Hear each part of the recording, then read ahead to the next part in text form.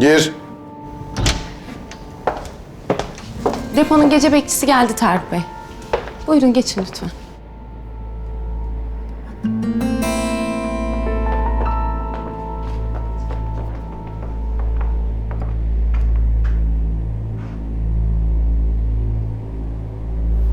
Demek depodaki yangının sorumlusu sensin ha?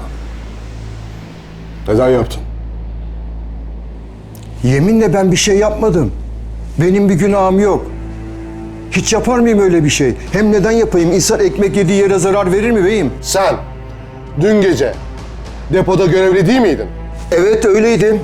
Senin vardiyan sırasında çıkmadı mı yangın? O zaman ne anlatıyorsun karşıma geçmiş? Polise de anlattım beyim. Ben o sırada etrafı kolaçan etmek için dışarı çıktım. Yangın ne zaman başladı bilmiyorum. Geldiğimde zaten etrafta alevler yükselmişti. Söndürmeye çalıştım ama beceremedim. Hep öyledir zaten. Beyim yeminle benim bir suçum günahım yok. Kaç yaşında adamsın? Utanmıyor musun yalan söylemeye? Bir hatadır, yaptım de, üstlen işte hatanı. Beyim yaptıysam yaptım derim. Bu saf Kur'an çarpsın ki ben yapmadım. Bak çoluğumun çocuğumun üzerine yemin ederim ki benim bu işle hiç... Yeter! Ağlayıp sızlanma karşımda. Sigara içiyorsun sen değil mi? Yok beyim içmiyorum, ben geçen sene bıraktım. Olsun. Belki şeytan dürtmüştür. Tekrar başlayayım demişsindir, olamaz mı? Gece ayazında şöyle bir tane yakayım demişsindir. Sonra da söndürmeyi unutmuşsundur. Yok beyim, bir senedir ağzıma koymuyorum. Yemin ederim ben bir şey yapmadım. Bizi öyle bir zarara uğrattın ki. Söylesem aklın şaşar. Ama ben... Bu yaptığının karşılıksız kalacağını sanıyorsan yanılıyorsun. Dua et ki Kerem affetsin seni. İşinden olduğunla kal. Yoksa hapsi boylar, ömür billah çıkamazsın oradan.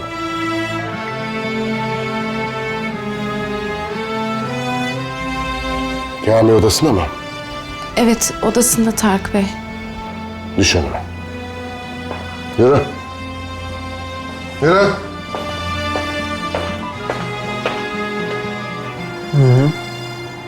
Yalnız çok çabuk olması gerektiğini özellikle belirtirseniz çok sevinirim. Tamam. Teşekkür ederim. Sağ olun.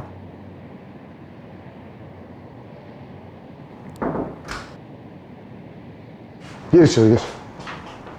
Ne oluyor?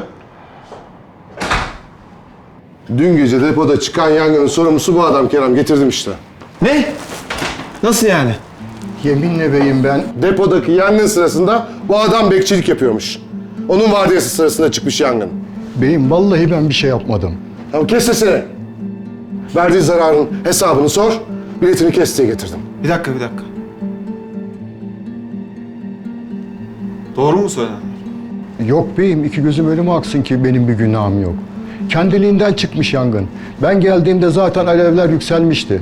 İçtiği sigarasını söndürmezse tabii yükselir. Sigara mı?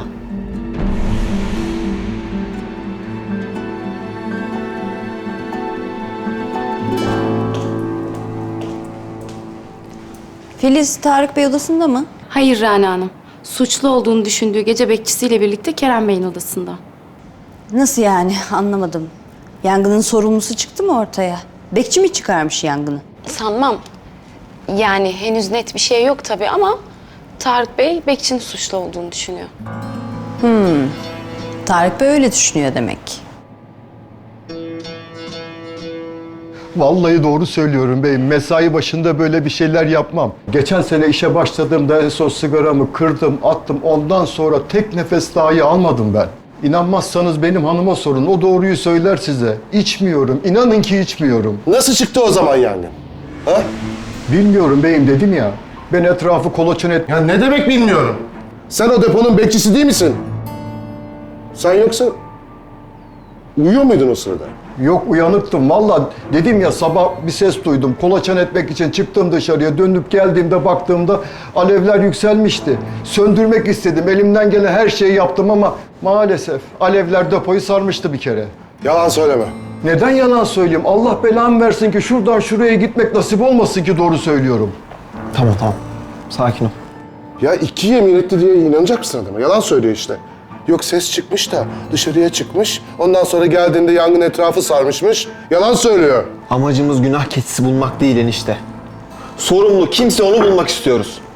Böyle yeterince araştırmadan tahminlerle kimseyi suçlayamayız, anladın mı? Tahminler mi? Sana tutmuş, yangının sorumlusunu getiriyorum. Sen yeterince araştırma yapmadığımızdan bahsediyorsun bana. Pes doğrusu Kerem ya. İnanamıyorum yani. Ya sen böyle kafayla gider... Neyse. Daha fazla sinirimi bozmayacağım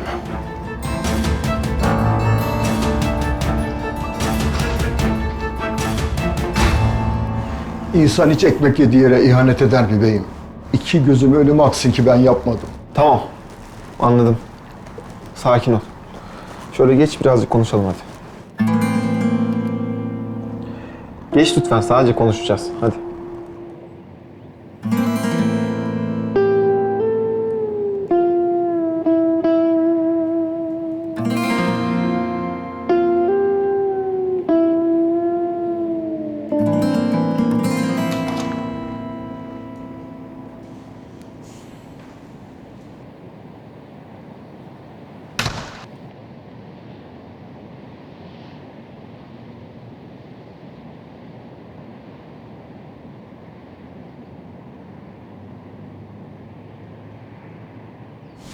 Yangını kimin çıkardığı belli oldu mu Tarık? Ne bu tuhaf ses tonu falan? Ne demek istiyorsun sen? Bunda sinirlenecek ne var? Ses tonu da gayet normal. Yangını kimin çıkardığını soruyorum sadece. O kadar. Bu saatten sonra ne fark eder? Ne demek ne fark eder? Yangını kim çıkardıysa ortaya çıkmalı. Öyle değil mi? Rana, biz gereğini yapıyoruz. Her şey en başından. Sana anlatacak vaktim yok benim. Doğru. Senin önemli işlerin vardır. Ama düşündürücü değil mi? Yani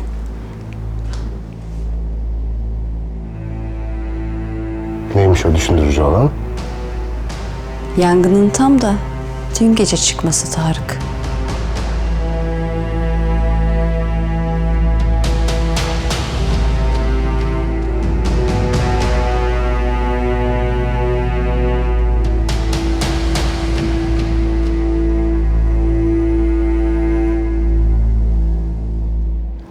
Benim 3 tane evladım var beyim. Tek derdim onları okutmak, karınlarını doyurmak.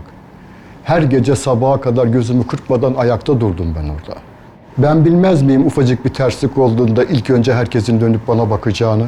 İçmedim. İki gözüm önüme aksın ki sigara neyim içmedim ben beyim.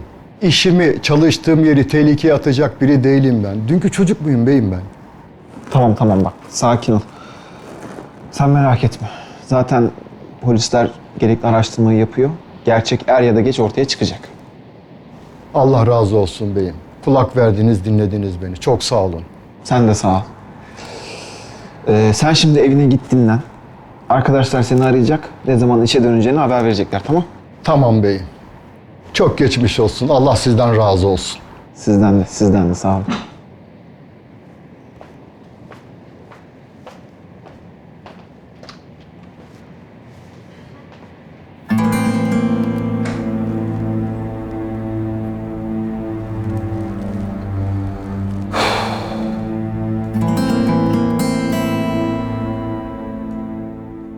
Ya ben şimdi tam anlayamadım.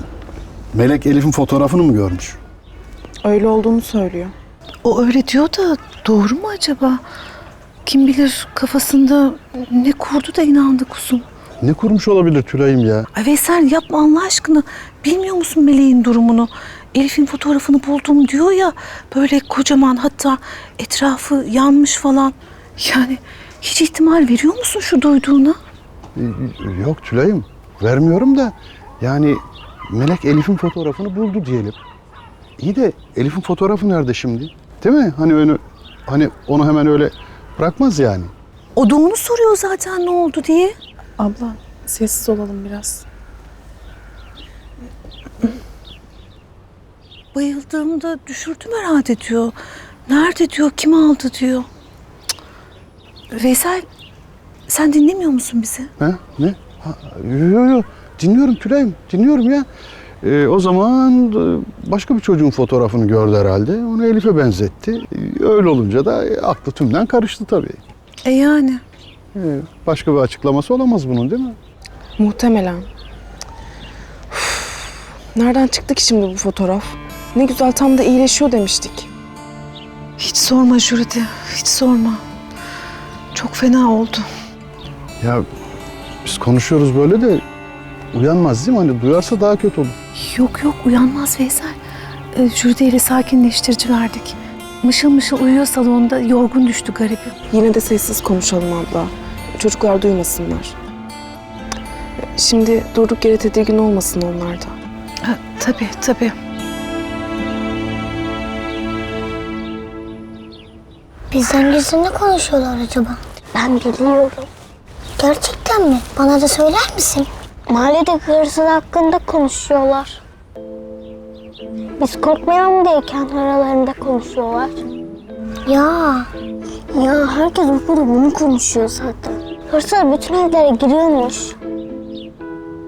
Hatta biliyor musun? Yan sınıftaki Şeyma'ların evine girmiş dün gece. Hırsız kaçarken Şeyma duymuş eşleri öyle dedi. Annesi bağırmış, bütün apartmanı uyandırmış. Yakalamışlar mı hırsızı? Her an bizim evlerimize de girebilir.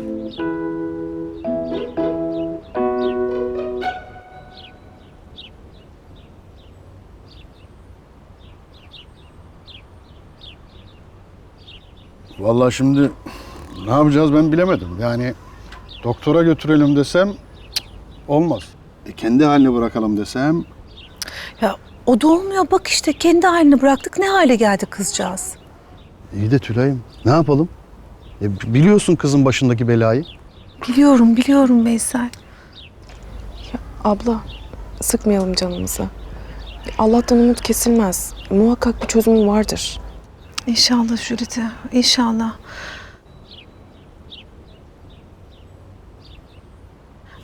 Hadi içeri geçelim mi? Uyandıysa yalnız kalmasın ha? Olur. Siz gidin, ben bir çocuklarla ilgileneyim. Ha tamam, olur canım.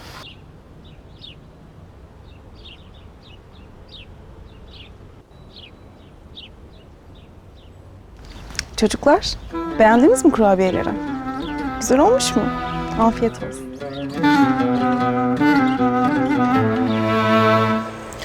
Sessiz ol Veysel. Uyanmadıysa hiç rahatsız etmeyelim.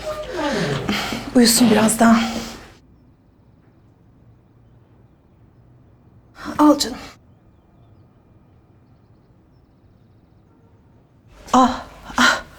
Uyanmış galiba. Yerinde yok. Şu odasına baksana ya, belki odasındadır. Dur canım, ben bir bakayım.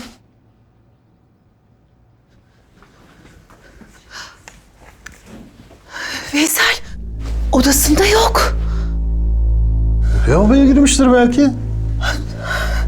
Melek! Melek orada mısın?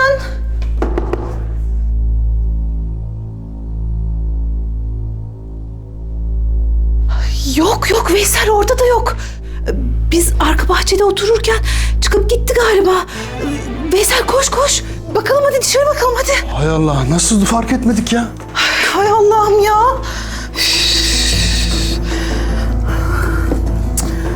Allah'ım ya. Koş Veysel koş. Melek! Melek! Şşt, yavaş Tülay'ım. Çocuklar duyacak şimdi. Ay ne yapayım Veysel, kızcağız ortada yok baksana. Ay kesin Elif'in fotoğrafını aramaya çıktı. Hadi Veysel bir an önce bulalım şu kızı ya. Tamam, sen bu tarafa bak. Ben böyle bakayım. Ha, tamam. Melek! Melek! Ah benim salak kafam. Ne diye yalnız bıraktım ki kızı? Melek! Melek neredesin? Allah'ım fazla uzaklaşmamıştır inşallah, sen yardım et ya Rabbim. Melek! Melek! Melek! Neredesin? Ses ver Melek! Allah Allah!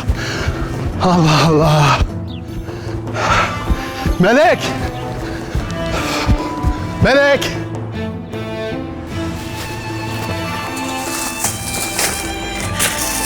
Gördüm. Elif'in resmiydi o, gördüm ben. Bulacağım onu. Ben bulacağım. Yeniydi o fotoğraf. Eski fotoğraf olsa ben bilirdim. Nereye attılar onu ya?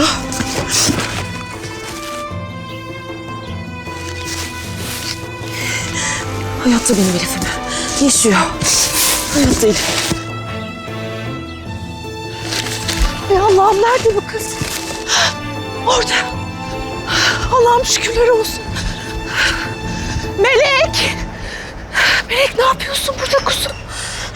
Tülay, bulamıyorum. Kızımın resmini bulamıyorum. Melek! Sakin ol tamam.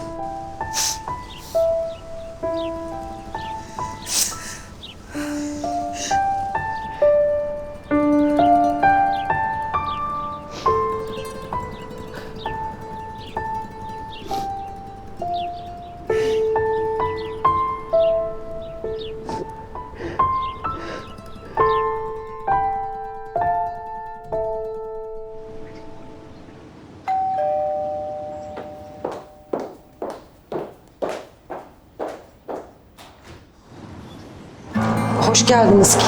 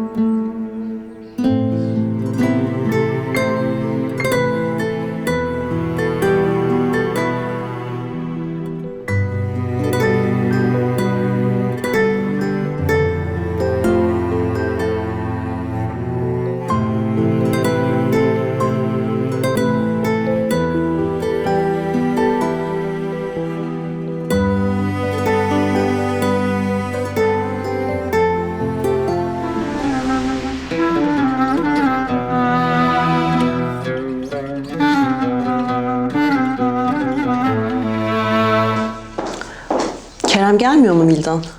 Kahvaltının hazır olduğunu söyledim ama bir şey söylemedi. Macide Hanım da uyandırmayın dediniz, ellemedim. Servise başlayayım mı?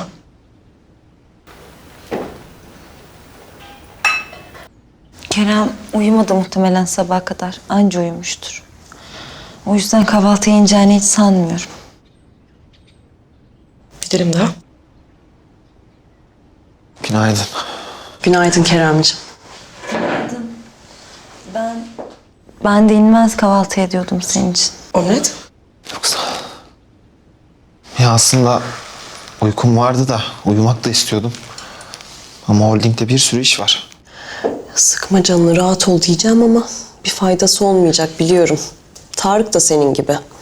Sabaha kadar uyumadı. Döndü durdu. En sonunda da kalkıp holdinge gitti. Ben de çıkarım zaten birazdan. Abla bu arada... Annem ne alemde, biz böyle kendi derdimize daldık da hala bir şeyden haberi yok değil mi? Yok yok, haberi yok. Çok basit bir şey sanıyor hala. İyi iyi, öyle bilsin. Bakın, kimse ağzından bir şey kaçırmasın, çok üzülür. Sen de duydun değil mi Vildan? Duydum Hümeyra Hanım. Ben ne diyeceğim Macide Hanım'a, siz merak etmeyin. Bana cevap vermeyi bırak da dediğimi yap. Elif'e de söyle ağzından bir şey kaçırmasın. Tamam, söylerim.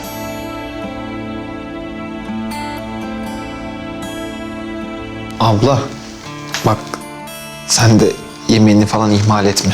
Malum bebek bekliyorsun. Sen beni merak etme. Canım bir şey yemek istemiyor ama zorluyorum kendimi.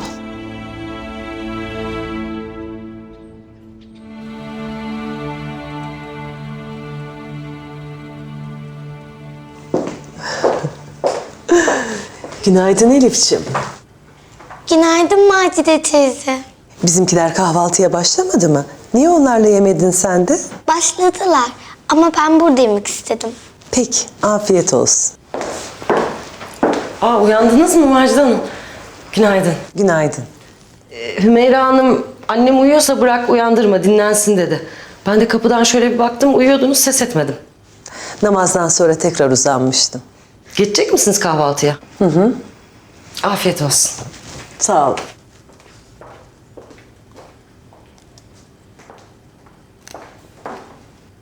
Kız, Macide Hanım ne dedi sana? Bir şey demedi. Niye salonda kahvaltı etmiyorsun dedi sadece. Bana bak, depoda çıkan yangınla ilgili duyduklarını Macide Hanım yanında çok bahsetme. Tamam mı? Neden? O da biliyor depoda yangın çıktığını. Biliyor ama her şeyi bilmiyor. Sen dediğimi yap, çeneni kapalı tut o kadar.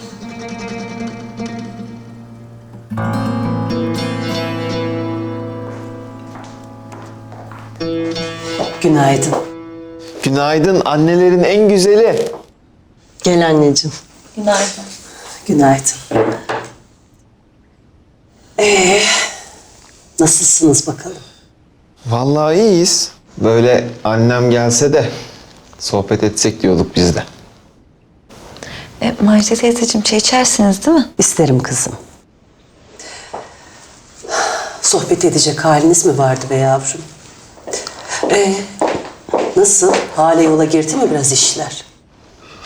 Yani işler yoluna girecek. Girecek de tabii öyle ha deyince olmaz. İnşallah iyi olur.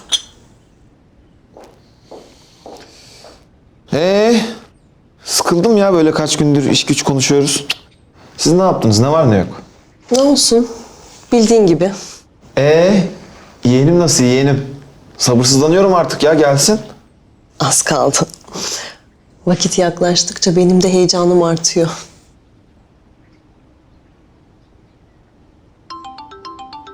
Pardon, çok özür dilerim. Alo? Ha, öyle mi? Tamam. Siz bir görüşme daha ayarlayın o zaman. Zaten ben geleceğim birazdan holdinge. Tamam, teşekkür ederim. Sağ olun.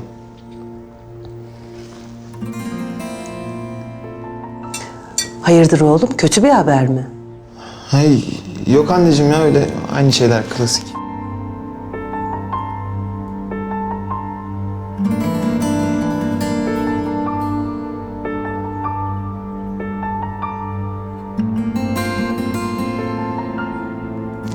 Kerem, zeytin alır mısın? Alayım bari.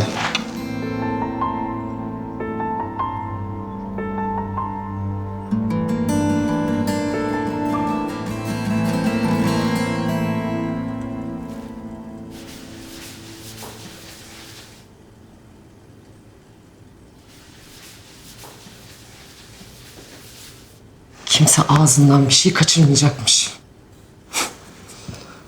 Ben bir kaçıracağım ağzından bir şeyleri. Herkes görecek gününü.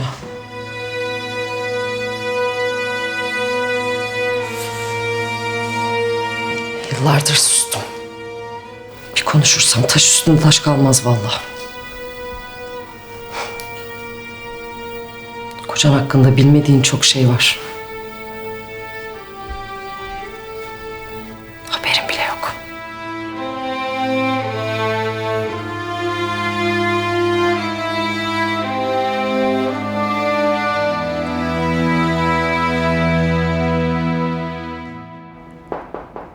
Gir. Yangınla ilgili hasar raporu geldi Tarık Bey. Sağ ol.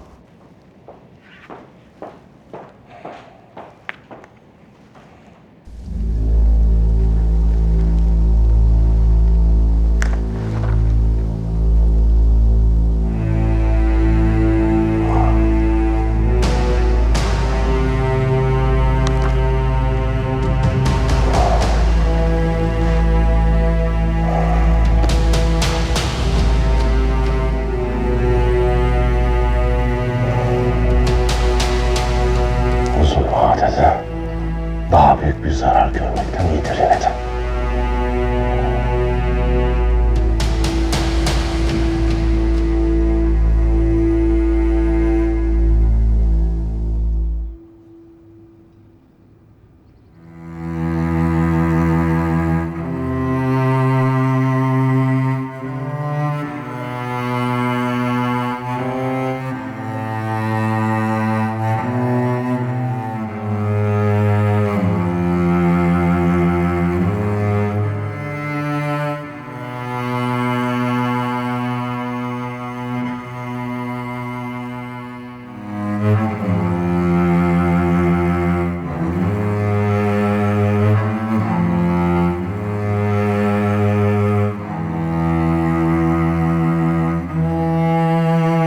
Vallahi ne olacak ben de bilmiyorum ya.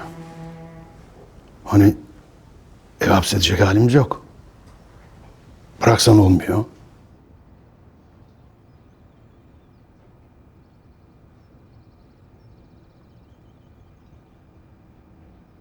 Uyuyor mu? Aman uyusun, uyusun. Ağlama krizine girmesinden iyidir. Uyuduğunda da kız aklından çıkmıyor ki. Sabaha kadar Elif diye sayıkladı uykusunda. Allah Allah. Nereden çıktı bu Elif'in fotoğrafı anlamadım ki ya. Vallahi ya hayal gördü ya da Elif'e çok benzeyen birinin fotoğrafını gördü. Ya ben de bilemedim ki şimdi. Sonuçta biz de Elif'in yaşadığını düşünmüyor muyuz? Doğru söylüyorsun Tülay'ım. Doğru hani ama öyle olsa bile Elif'in fotoğrafı nasıl geçsin Meleğin eline? Üstelik kağıt toplayan biri bıraktı diyor. Olacak iş mi ya? Orası öyle. Belli ki hayal gördü. Ama ana işte yaşadığını hissediyorsa benim de içimden bir ses Elif yaşıyor diyor. Keşke Tülay'ım, keşke.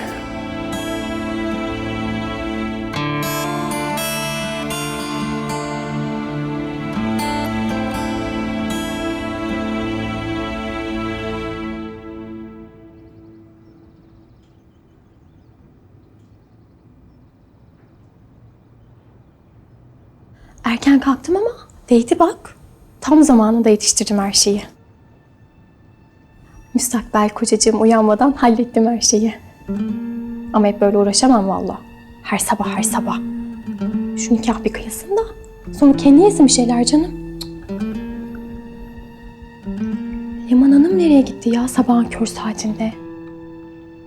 Aman, neredeyse nerede? Bana ne canım? Hiç gelmese de bari Şafakcığımla baş başa kahvaltı etsek. Yağlar, ballar, tahinler, pekmezler sürsem ekmeğine. Bu halde mi çıkacaksın şafağın karşısına? Ay adamı etkileyeceğim diye yataktan kalktığın gibi koştun kahvaltı hazırlamaya. Kendini unuttun. Bravo sana valla. Ne demişler? Erken kalkan çabuk yol alır. Oh! Ödedim faturaları. Kafam rahat valla. Şimdi ne kuyruk çilesi ne bir şey. Bütün gün benim işte. Dur. Ben fırına gideyim. Şafak kalkmıştır. Şöyle güzel bir ekmek alayım. El yakan cinsinden. Yanına da taze çıkmış simit mis gibi gevrek gevrek. Oh!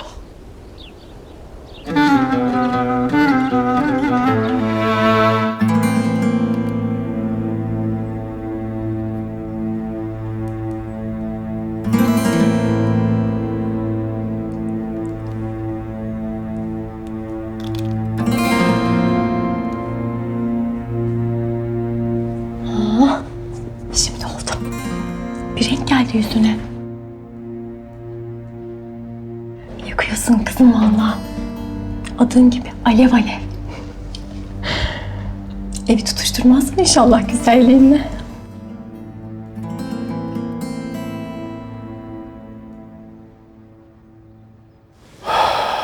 Ver kızım ver, sağ ol. Afiyet olsun.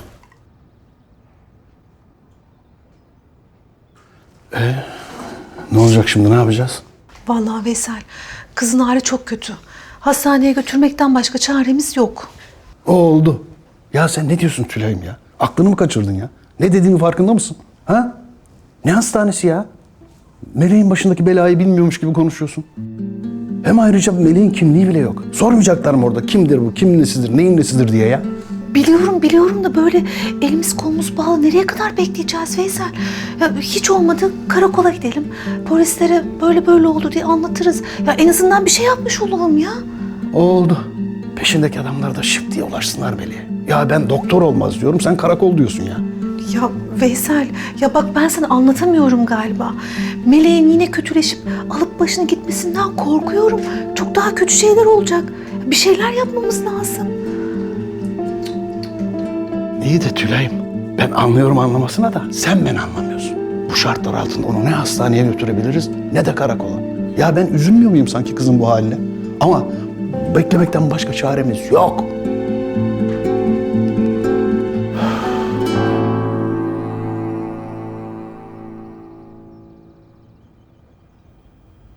Elif.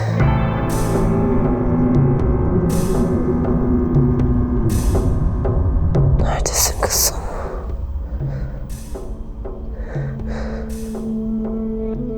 Yavrum.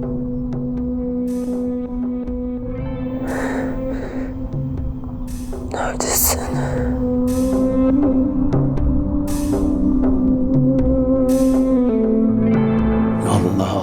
Allah Allah. Ben ne diyorum sen ne diyorsun ya? Kızcağızın peşinde ne diyor belirsiz adamlar var diyorum. Yani kıza iyilik yapacağım diye ateş atacaksın ya. Olur mu öyle şey? Ya Veysel böyle köşe bucak nereye kadar daha saklayacaksın ha? Bir gören bir duyan olur diye korkarak mı yaşayacağız böyle ömrümüz boyunca? Günah değil mi kızcağıza? Ya Tülay'ım sanki ben keyfimden mi yapıyorum bunu ya? Ha? Başka çaremiz yok işte. Bir süre böyle yaşayacak. Ya yeterince beklemedik mi ama Veysel? Bak kız Elif'im diye bir fotoğrafın peşine takıldı. Ya resmen gözümüzün önünde kayıp gidiyor elimizden. Vallahi Meleği bilmem ama ben çıldıracağım şimdi. Abla, ya ne olur biraz sakin ol. Anlıyorum çok sıkıldınız. Ama böyle tartışıp birbirinizi kırarak da bir yere varamazsınız ki. Hadi biraz dışarı çıkın isterseniz. Hem hava almış olursunuz. Temiz hava almak ikinize de çok iyi gelecek. Ha? Ne dersin? Kuzum, Meleği bırakıp nasıl gideyim? Ya abla merak etme sen. Ben Meleğin yanında kalırım. Bir şey olursa da arar haber veririm.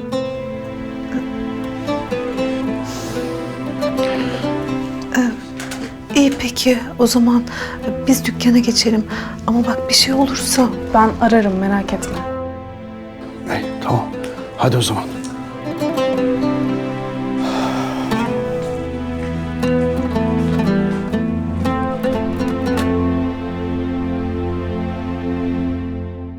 Hasbinallah. Ben sana içeride ne anlattım bunca zaman Tülay'ım ya? Neden sanki hiç konuşmamışız gibi gene tutturdun ille de Melih'i hastaneye götürelim diye? Ya konuştuk da Veysel, ben ikna oldum mu? O zaman ol bir zahmet. Bak Meleğin iyiliği için bir süre daha onu saklamak zorundayız. Anla artık. Meleğe iyilik yapacağız derken kötülük yapıyoruz aslında. Sen de bunu anla. Ya kızcağız sağlığını iyice kaybettikten sonra onu korumamızın ne anlamı var ki? Ne işe yarar? Allah korusun tedavi için geç falan olur. Vallahi ömür billah bunun vicdan azabından kurtulamayız. Ben sana söyleyeyim.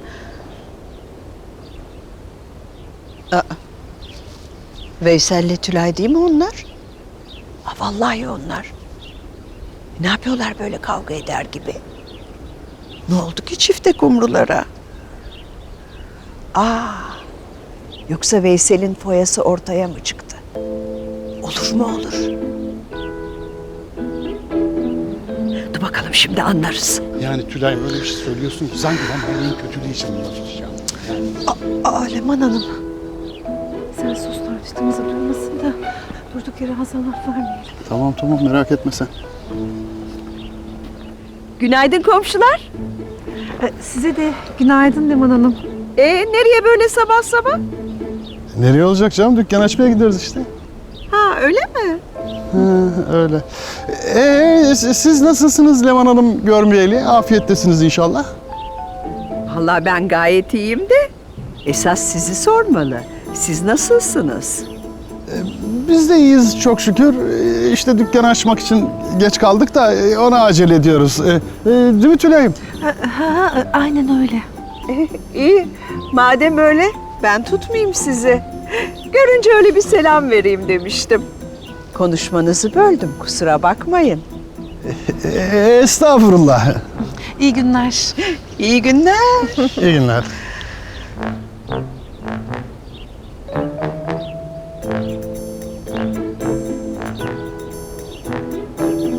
Veysel'in işten kovulduğunu Tülay öğrenmediyse bana da Leman demesinler. Kesin duydu olanları, ondan böyle gergindi. Yenir yutulur şey mi? Bunca zamandır neler saklamış karısından. Ah yazık be. Evliliğe bir kez yalan dolan girdi mi o evlilik bir daha iflah olmaz. Ah Feridim ah. Hayatta olacaktın ki evliliğin hası nasıl olurmuş herkese gösterecektik. Çok erken gittim be çok.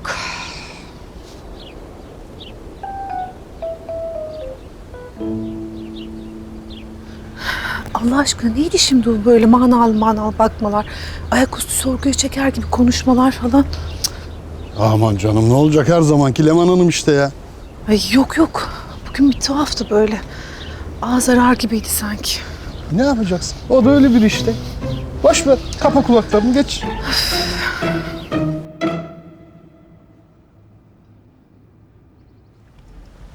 Güzel kızım valla. Şu Şafak'ta olmasa var ya, kaldığın kızım evde. Ha gayret. Ay biraz dağlık süreyim.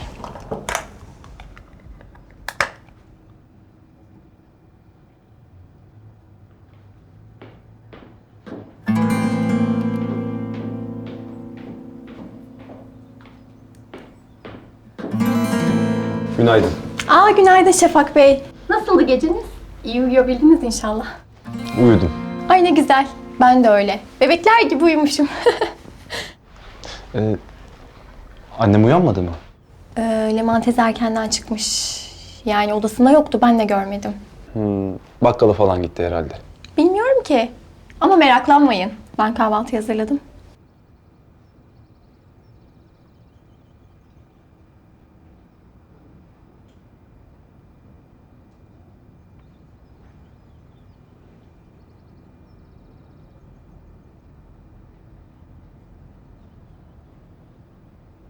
Niye zahmet ettiniz? Olur mu canım? Ne zahmeti? Elime mi yapışır? Buyurun lütfen. Elinize sağlık. Çok teşekkür ederim ama maalesef ben kahvaltıya kalamayacağım. Kalamayacak mısınız? Ama neden? Çıkmak zorundayım. Ama ben o kadar hazırlamıştım. Yani... Şimdi böyle aç aç da gitmek olmaz. Hem saat daha erken. Farkındayım, zahmet etmişsiniz ama okula erken gitmek zorundayım. İşim var. Size afiyet olsun. Sağ olun.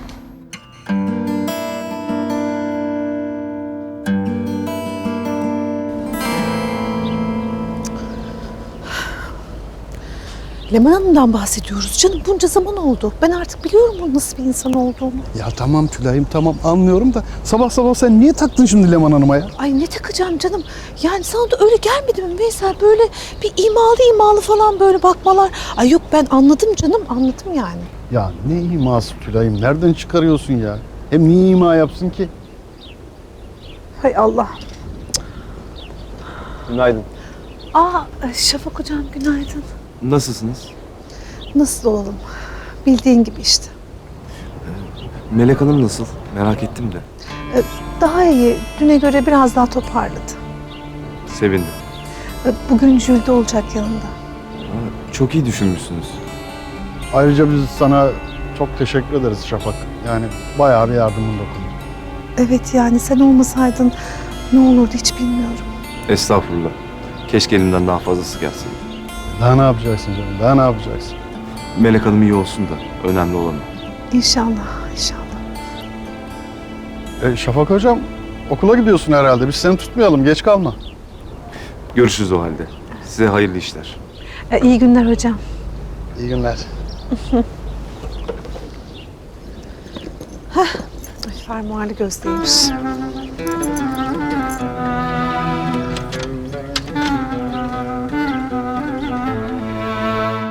Of.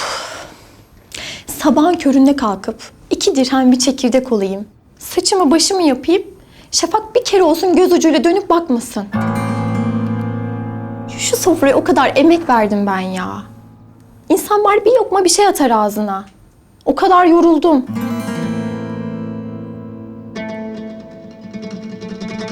Ya bir dur. Bir sakin ol. Öyle hemen moral bozmak falan yok. Daha yolun başındayız. Bir kere böyle oldu diye hep böyle olacak değil ya.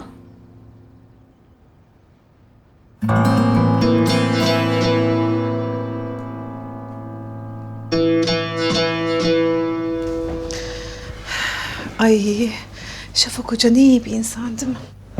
Çok, çok. Leman Hanım öyle böyle ama evladını çok iyi yetiştirmiş maşallah. Ne yalan söyleyeyim. Öyle vallahi. Yani çok temiz kalpli, vicdanlı bir kere. Hep bize yardımı dokunuyor sağ olsun. Doğru söylüyorsun Tülay'ım. Yani çok temiz çocuk yani. Çok. Dün de tesadüfen Meleği görmeseydi kim bilir bizim halimiz ne olacaktı Veysel? Hiç söyleme Tülay'ım ya, hiç söyleme. Vallahi iyi ki görmüş ha. Ay böyle düşündükçe içim daralıyor. Meleği o halde görünce öyle korktum ki Veysel. Aklım çıktı gitti. Allah bir daha öyle şeyler yaşatmasın inşallah. Güzel yazılar yazsın. Güzel günler görelim inşallah. İnşallah Tülay'ım, inşallah. Duvar arasında sıkıştım kaldım. Annesiz, sevgisiz, çaresiz yaşarım. Kara kışlar geçmez mi, var hiç gelmez mi? Yoruldum ağlamaktan, nedir günahım? Dört duvar arasında sıkıştım kaldım. Annesiz, sevgisiz, çaresiz yaşarım. Kara kışlar geçmez mi, var